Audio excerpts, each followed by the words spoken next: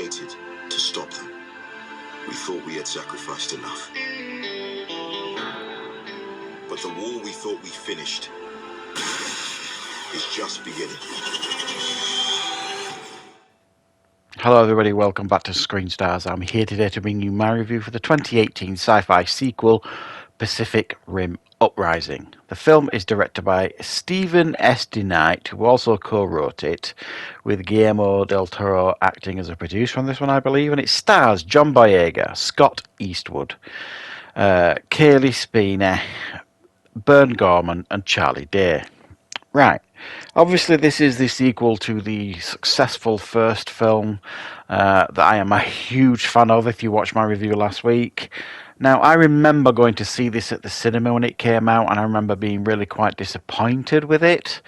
And I hadn't watched it since, so I've rewatched it for this review. And this time round, it's set about 10 years after the first film.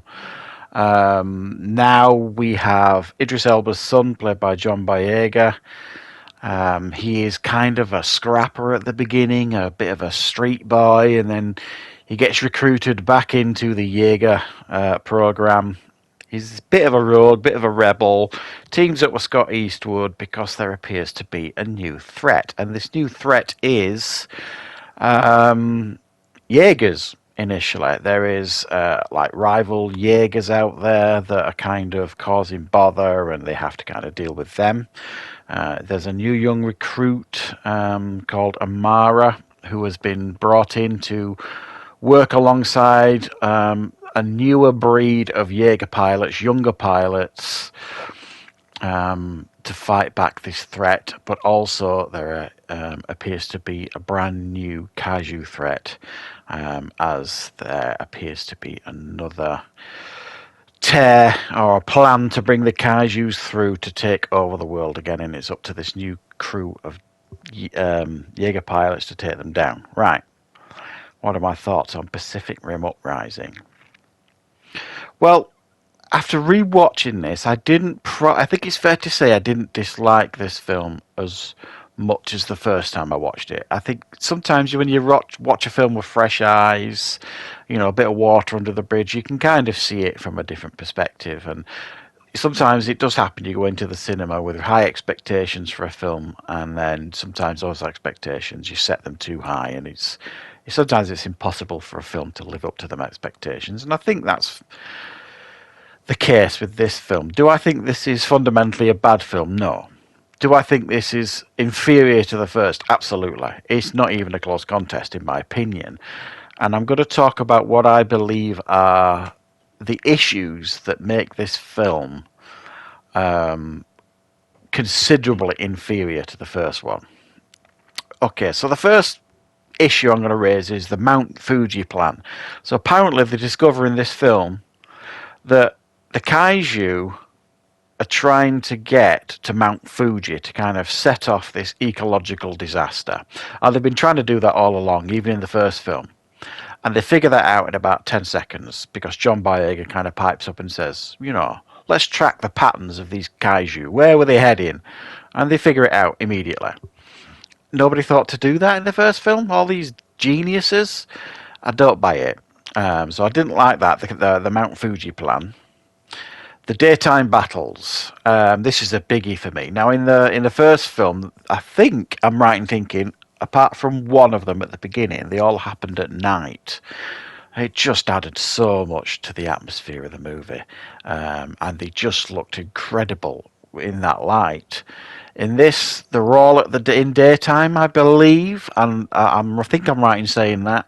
It doesn't have anywhere near the same impact as the first film, the battles. But that's not to say that I think the effects are bad or the battles are bad overall. I just don't think they're as effective as the first film. Apart from the one at the end, there's a huge battle at the end with this massive kaiju that I think is pretty good. Now, I think it probably would have been spectacular if it had been at night, but as it is, it's pretty good. So yeah, the daytime setting for the majority of the film doesn't really work for me. You've also got these rookie pilots, these young pilots in this film, behaving with more experience and more skill than some of these veteran pilots we saw in the first film. And in the first film, we were finding out how good they were because it was saying how many kaiju they'd taken down or how many successful defenses they've had at a city and this or whatever. And then we saw them getting taken out in the first film, and you're like, oof, you knew the stakes were high because these pilots were getting taken out who were very, very skilled. In this one, you've got these youngsters, these teenagers, kind of going at these kaiju. They've never done a mission before, and they're kind of, kicking ass. And again, I just didn't buy it. Charlie Day. And there's a spoiler coming here if you haven't seen this film, as the bad guy. Now, I get the fact that he'd been, after he kind of drifted in the first film, with the operators of these kaiju, whatever you want to call them, they've kind of possessed him or infected his brain. So for the last 10 years, he's been planning a way to bring the kaiju back because it's not him anymore. He's being controlled by these, operators that want control of our planet. That's all well and good, but Charlie Day is about as sinister in this film as a fluffy pussycat or a adorable little puppy. He's just, you don't buy him as a bad guy in any way, shape or form in this film. He's just full of one-liners, and okay, I get it, he's a comedian.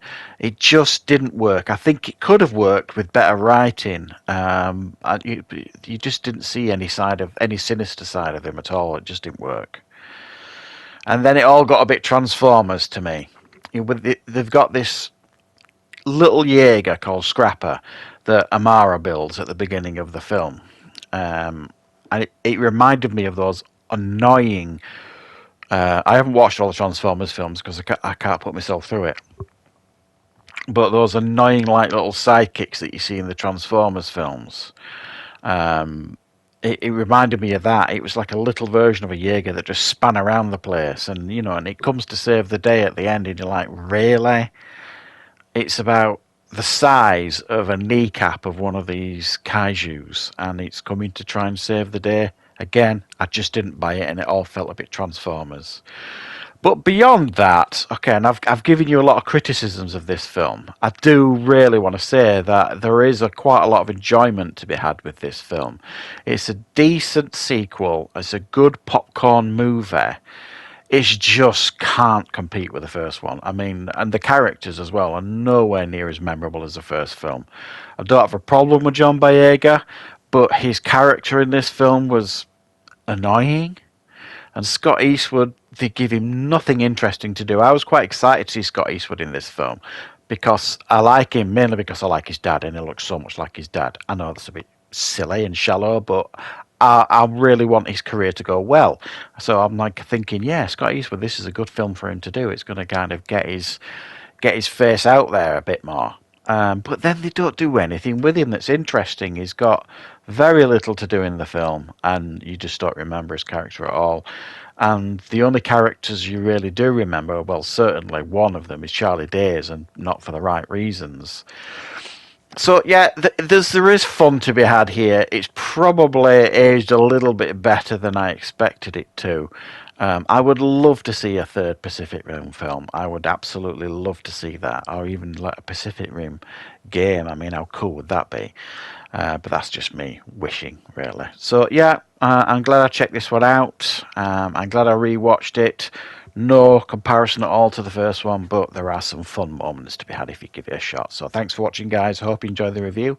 I'll be back with more reviews and content on the channel very, very soon.